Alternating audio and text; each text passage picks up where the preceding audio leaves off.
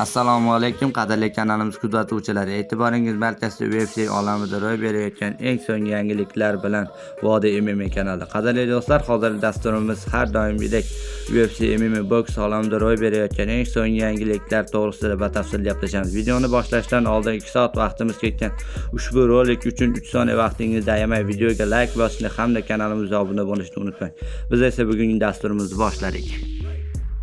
Og'ir vazn toifasida UFC'ning amaldagi chempioni Jon Jonsning sobiq chempioni Daniel Cormier bilan ehtimoliy revansh jangi haqida gapirdi. Jons o'zining cho'qqisida men Daniel Cormierning aynan og'ir vazn jangida yaxshiroq mag'lub etishim mumkinligiga ishonaman. Menimcha tezligim og'ir vazn toifasiga yaxshiroq moslashadi. O'ylaymanki revansh jang meni uni yanada dahshatliroq tarzda mag'lub etgan bo'lardim deya Jonsning so'zlariga iqtibos keltirib Bloody Elbow.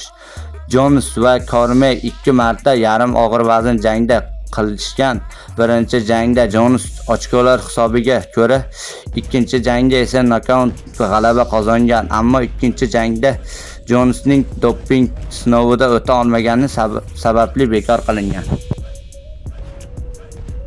UFC'ning yarim o'rta vazn toifasidagi reytingi 7-raqam ostidagi saralangan irlandiyalik Len Gary Machado vazn toifasidagi qat'iy nazar tashkilotning eng yaxshi jangchisi Islom Magachining o'z divizioniga o'tishi mumkinligi haqida gapirdi. Agar Jack Della Maddalionga g'alaba qozonsa va Islom vazn bo'yicha yuqoriga ko'tarilishi istasa, qolgan hamma yana o'z navbatini kutadi. U vazn toifasiga qat'iy nazar birinchi raqamli bu maqomga loyiq. Agar u yuqoriga ko'tarilib bu kamar uchun jang qilmoqchi bo'lsa, u hammaga ruxsat beradi. U qanday munosabatda bo'lishlariga loyiq deya Gary matbuot anjumanida gapirdi.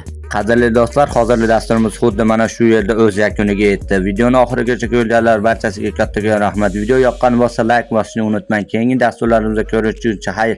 O'zingizni ehtiyot qiling. Vodiy MMA kanalidan uzoqlashmang. Tez orada ko'rishguncha do'stlar.